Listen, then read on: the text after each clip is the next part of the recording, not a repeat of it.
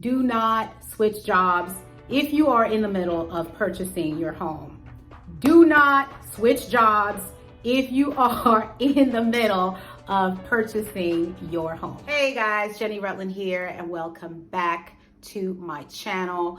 Wanted to do a series of videos. I'm actually going to start doing more videos like this to kind of help educate about the process of home ownership. So if you're thinking about buying a house within the next 30, 60 to 90 days, a few things to keep in mind and what you should do to start preparing to own your first home. So stay tuned. And of course, don't forget to like, comment, subscribe. I'll be posting more videos every week. Let me know what questions you have or some topics that you would like me to talk about on this channel. So let's get started, you guys.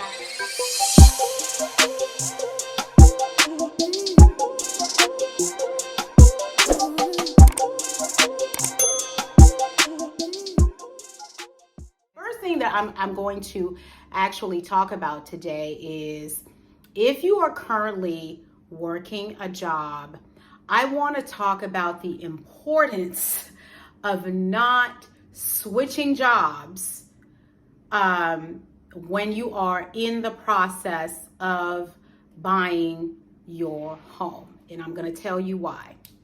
Number one, the first reason is financial stability. So switching jobs entails a period of adjustment, which can result in a temporary loss of income or a delay in receiving your paycheck. So when you're purchasing a home, especially when you're in the midst of buying a house, it's important to show your financial stability. Income stability is an important factor in demonstrating your ability to repay this loan. When you switch jobs, you are introducing a certain level of uncertainty. You are disrupting your financial standing, which in turn makes it a lot more challenging for you to get approved for a mortgage loan. So of course, employment verification, we all know this, they're gonna make sure that you actually are employed, or they're gonna wanna see that you've been at that job for at least 2 years. So what's important to keep in mind, you guys, is when you're switching jobs right in the middle of everything, the entire process, you're setting yourself back because the mortgage lender has to verify your DTI. DTI stands for debt to income ratio, your monthly debt obligations versus your gross monthly income.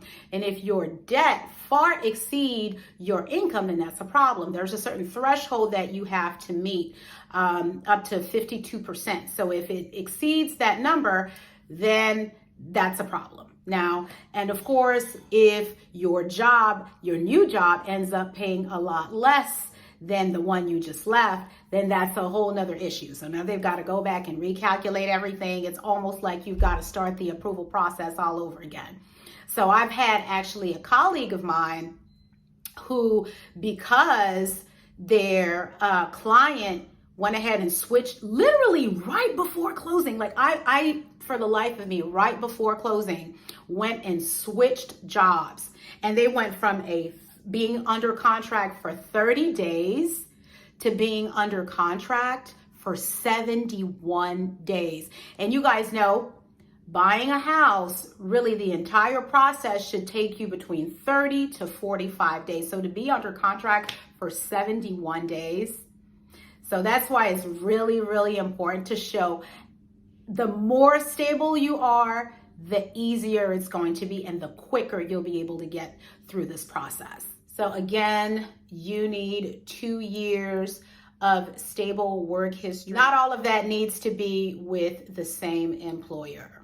So you guys, things happen, you know, if you lose your job while you're in the middle of your home search, essentially, you know, the lender can work with you, especially if it's a situation where you jump back right in and you are able to actually find another job that pays you more. Now, if the job pays you more, all they're going to have to do is verify your new income and then get an offer letter from your new employer showing the terms of employment, and then at that point you should be good to go. It's really when you end up getting a job that pays you less, it literally can throw you all the way off as far as, you know, they're going to calculate your debt to income, and if it actually, that will throw your DTI off. And if it's more, meaning that if your debt to income ratio is more, for instance, let's just say your DTI was at I don't know, 35%. You switch jobs and they pay you a whole lot less than what you were paid when you were initially pre-approved, and now your DTI jumps to 51% or something like that. Those are the types of things that will throw you off and are going to actually delay your closing. So bottom line, do not switch jobs if you are in the middle of purchasing your home. Do not switch jobs if you are in the middle of purchasing your home. That in some instances, you may have to be on your job for at least 30 days, your new job that is. So in some instances, if you switch jobs, you may have to be on your job for at least 30 days. Now, it's not in every case, but sometimes that may be the case. If you have any comments, questions, leave them down below. I want to hear your thoughts. I'm going to be doing more videos like this, giving tips about home buying, things that will be able to help you to make your process a lot smoother. All right, you guys, thanks for tuning in, and I will see you next week.